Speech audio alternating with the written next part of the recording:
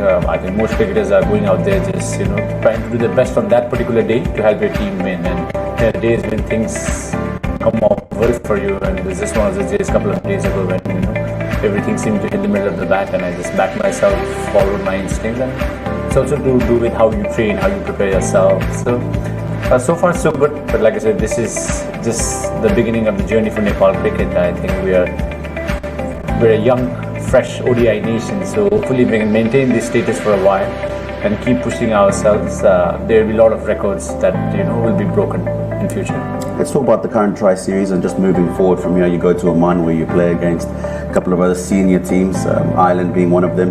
How important are these kind of series for teams like yourselves in Singapore to be brushing shoulders with the elite of world cricket and some of the more experienced sides?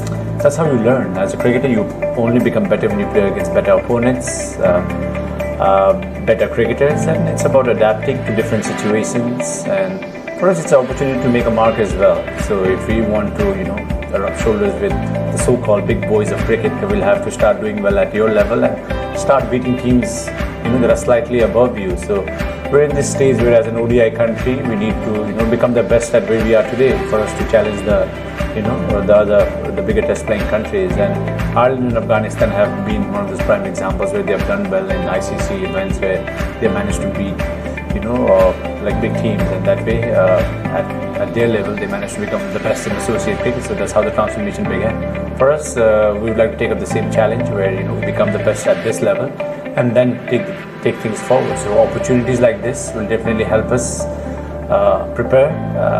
If the results come in our favor, send a message across as well that we are slowly but steadily coming up the ranks. Well, you certainly are doing that. You've been part of the Nepal cricket team and setup for a long time. What do you think, in your opinion, Nepal cricket needs to do to continue with their ascendancy in international cricket and be a household name? Cricket's a household name back home already in terms of viewership. There are a lot of people who follow the game, but for the game to sustain and players to keep performing at this level, we need to first prioritize what's important. I've always felt, and I think there's no hiding that your players, your current group of players, should be a center of the universe where you revolve around everything that you need to help the team perform. So probably now we have recently had elections as well. So with that, cricket management should look forward to setting up contracts for our players, getting that exposure where players go out there and play regular cricket, set our domestic cricket up where there's regular cricket being played at under 15, under 16 with our women's cricket team as well.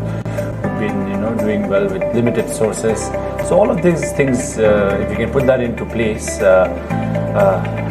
there's enough talent to sustain itself. But talent alone won't help, because we're at this level where there could be 3, 4 very good talented players performing, but if you don't perform as a team, the end results will not be in your favor.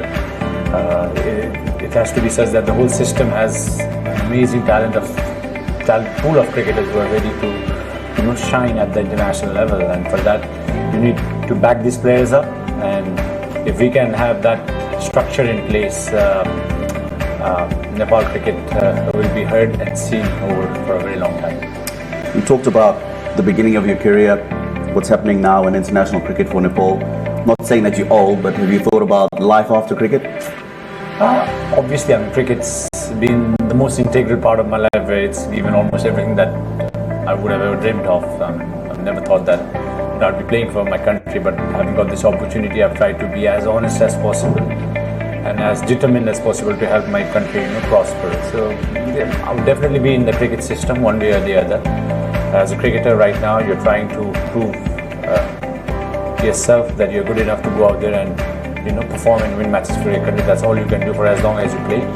And besides that, I think the rest is up to how things unfold. But for me personally, somehow or the other, I will definitely be involved with Nepal cricket. That's good to hear. And just before we wrap up, is there anything that you want to tell the fans that they don't know about Paras Khadka?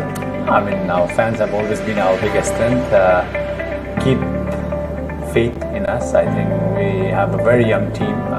Sometimes with young teams, you need to be patient. The results always don't underline what and how the team can function or how the team is. So if we can keep pushing ourselves, I believe this team is really going to do well in the coming years.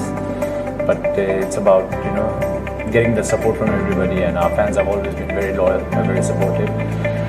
Just make sure that we keep this thing going where we support our cricketers, and as cricketers I'm sure every cricketer that has represented our country and who are playing right now have given their best and will give whatever they have to help their country with.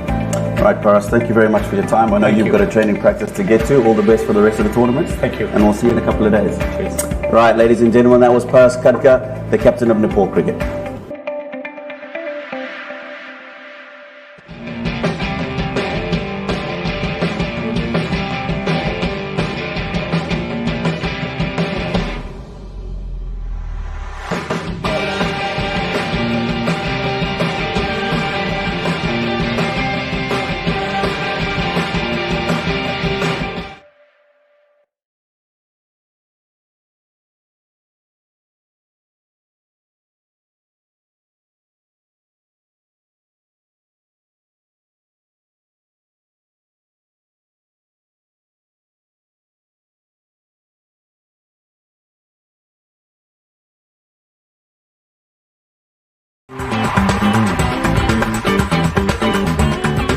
You know, you don't often get an opportunity to travel halfway across the world to talk to Zimbabwean cricketers, long-time servants in the world of cricket.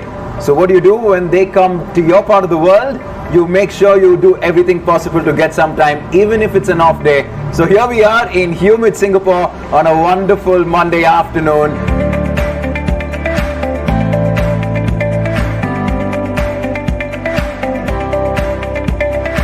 And I have the captain, the newly appointed captain of Zimbabwe, Sean Williams, with me. This is going to be pretty fun. Sean, pleasure having you. Welcome to Singapore once again. I've said this a couple of times. I was with you in the commentary box. Tell us how these 2 days in Singapore have been. No, thank you for having me. It's been marvellous arriving here in Singapore. Obviously, it's my first time coming across here. A couple of my teammates have been here before, told me a few stories. We have a couple of friends that are living across here. So, yeah, I still haven't had